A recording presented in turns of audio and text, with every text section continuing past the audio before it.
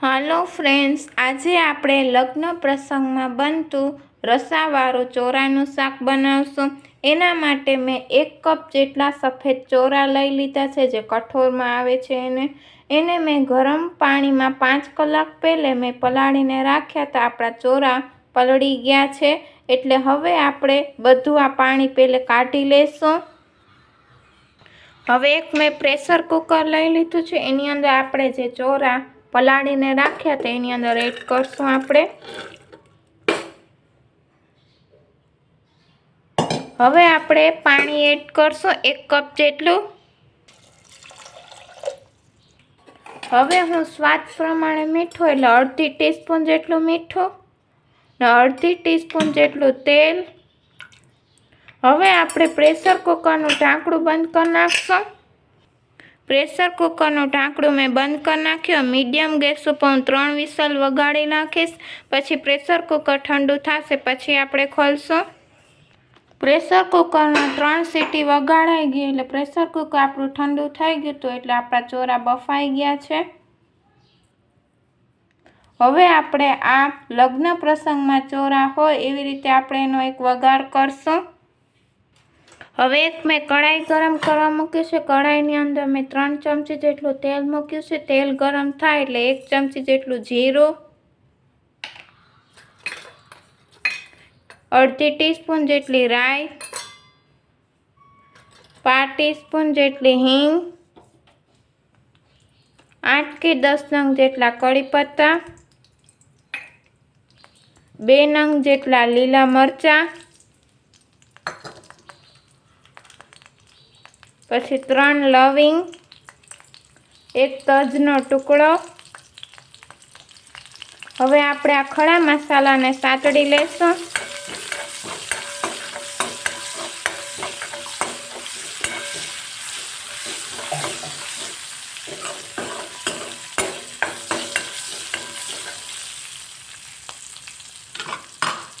ખડા મસાલા આપણા સતળાઈ ગયા છે એટલે 2 નંગ જેટલી મેં ડુંગળી લઈ લીધી છે અને મેં ઝીણી ઝીણી સુધારી લીધી છે। ડુંગળી નાખવાથી એનો ટેસ્ટ બહુ જ સરસ આવે છે, એટલે મેં ડુંગળી સુધારીને એડ કરી છે। હવે ડુંગળીને આપણે ગોલ્ડન બ્રાઉન સુધી એને કૂક કરી લઈશ।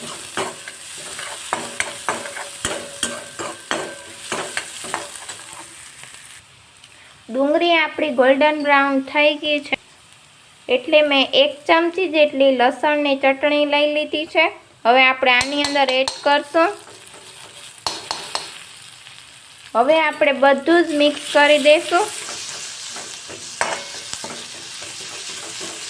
લસણની ચટણીમાંથી સાઈડમાંથી તેલ છૂટું પડી ગયું છે એટલે મેં 2 નંગ જેટલા ટમેટાં લઈ લીધા છે। એની મેં પ્યુરી આ રીતે મેં કરી લીધી છે।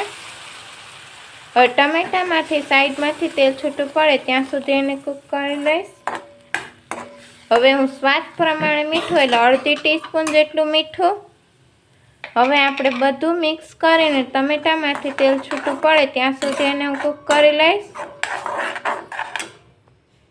ટમેટામાંથી સાઈડમાંથી તેલ છૂટું પડી ગયું છે એટલે મેં 2 નંગ જેટલા બાફેલા બટેકા લઈ લીધા છે। એને મેં મેશ કરી લીધા છે આ બટેકાને। હવે આપણે બધું જ મિક્સ કરી દઈશું।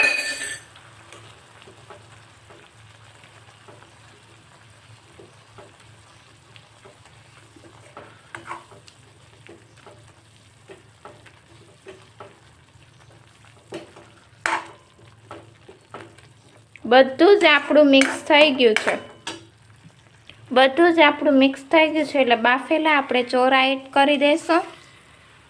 હવે આપણે બધું જ મિક્સ કરી દઈશું।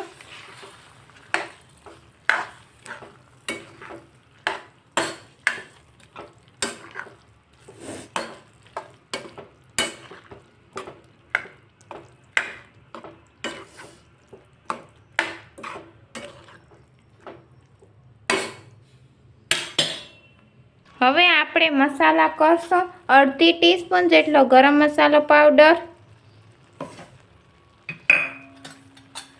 અડધી ટીસ્પૂન જેટલો લાલ મરચું પાવડર, અડધી ટીસ્પૂન જેટલો ધાણા જીરું પાવડર, અડધી ટીસ્પૂન જેટલી હળદર પાવડર,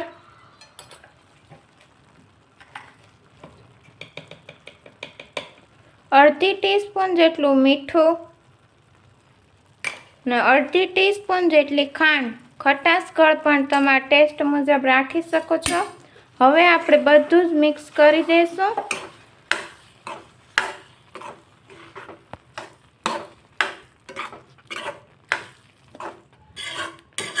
બધું આપણું મિક્સ થઈ ગયું છે એટલે મેં 1 કપ જેટલું ગરમ પાણી લઈ લીધું છે. હવે આપણે એડ કરશું પાણીને.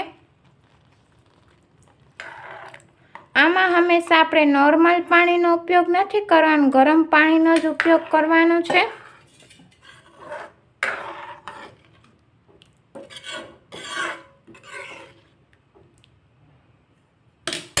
હવે એને ઢાંકીને 5 મિનિટ માટે એને કૂક કરી લઈશ.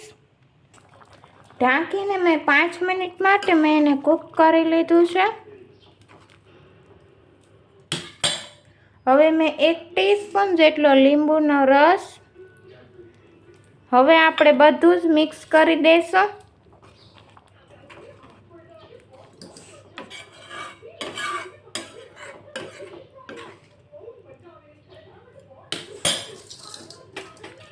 ઉપરથી આપણે ફ્રેશ ધાણા સ્પ્રિંકલ કરશું.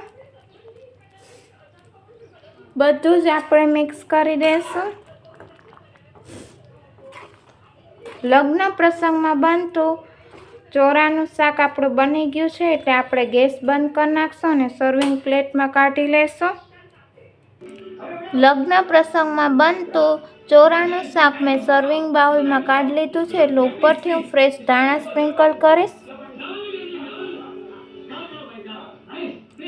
આજની રેસીપી મને કોમેન્ટ બોક્સમાં લખીને જણાવજો કે લગ્ન પ્રસંગમાં બનતું ચોરાનું રસાવાળું શાક કેવું બન્યું છે. મારી ચેનલને સબસ્ક્રાઈબ કરજો, લાઈક કરજો, ફ્રેન્ડ્સ સર્કલમાં શેર કરજો. નમસ્તે ફ્રેન્ડ્સ.